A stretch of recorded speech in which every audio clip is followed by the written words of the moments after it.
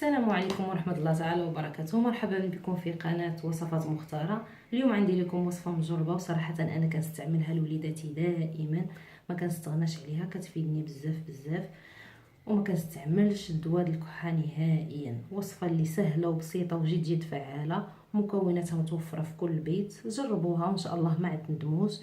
كتقضي على الكحة في ظرف 3 أيام. ندوزو المقادير على بركة الله. كناخدو كميه من زيت العود اولا زيت البلديه، ونفس الكميه من عسل النحل.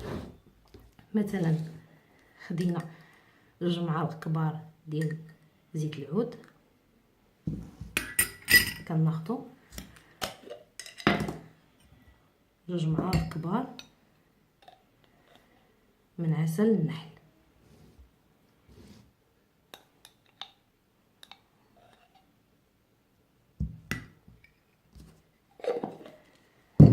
كنخلطوهم مزيان.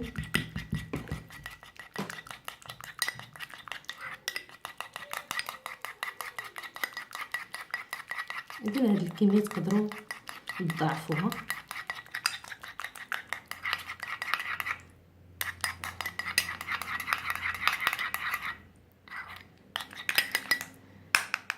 كناخذوا قريعه اللي كتسد، كنديروا فيها الخليط ديالنا،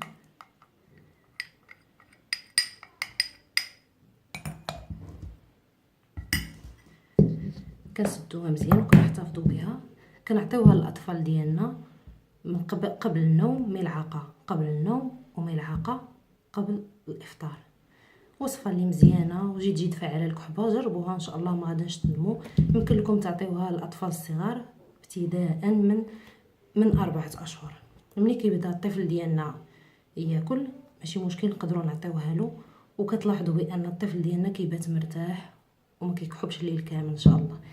الى عجبكم الفيديو ما تبخلوش عليا باللايك والتعليق والاشتراك مع تفعيل الجرس للتوصل بكل جديد. والسلام عليكم ورحمه الله تعالى وبركاته.